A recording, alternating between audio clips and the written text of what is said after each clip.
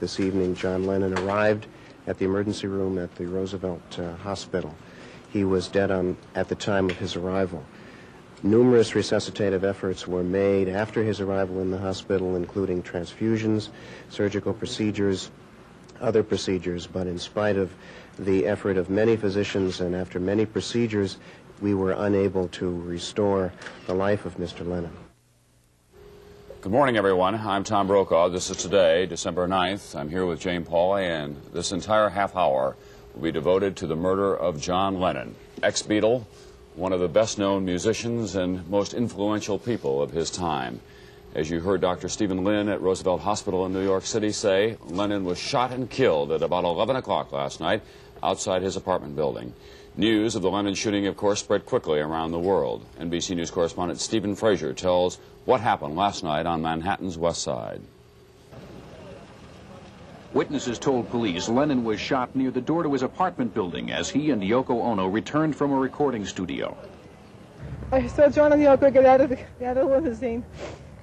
They walked into the gate, and oh God, let me take your time. And then I heard four or five shots. They were ear-shattering. They were ear-shattering. I heard Yoko, and I heard a woman screaming. It was Yoko. She was screaming, "Help me."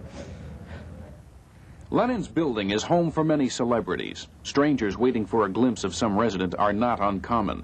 The man accused of shooting Lennon dropped his gun afterward and waited for police to arrive. A detective who questioned him at a nearby police station said he is Mark Chapman, a 25-year-old Hawaiian who has been in New York 1 week. He, Mr. Chapman, has been about the Dakota for the last several days. He was there on Saturday asking about Mr. Lennon. He was there on Sunday asking about Mr. Lennon.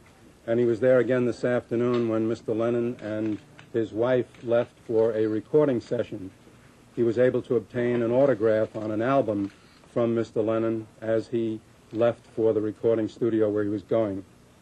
He remained at that location all evening waiting for Mr. Lennon to come back. Sometime shortly before 11 o'clock, John Lennon and his wife arrived back at the Dakota in a limousine. They parked the limousine on the curb right outside the Dakota. There is a driveway into which they might have gone, but on this occasion did not. They got out of the car, out of the limousine, and walked into the archway area of the Dakota. To the right, as you walk in the archway area, is kind of a vestibule, which has a doorway, a glass doorway. This individual, Mr. Chapman, came up behind him and called to him, "Mr. Lennon," as he arrived at that doorway. And then in a combat stance, he emptied the Charter Arms .38 caliber gun that he had with him and shot John Lennon. At the hospital where Lennon was taken, young people prayed. He's not dead. John Lennon can't be dead. Mark Chapman, charged with the murder of John Lennon, will be arraigned later this morning. Stephen Frazier, NBC News, New York.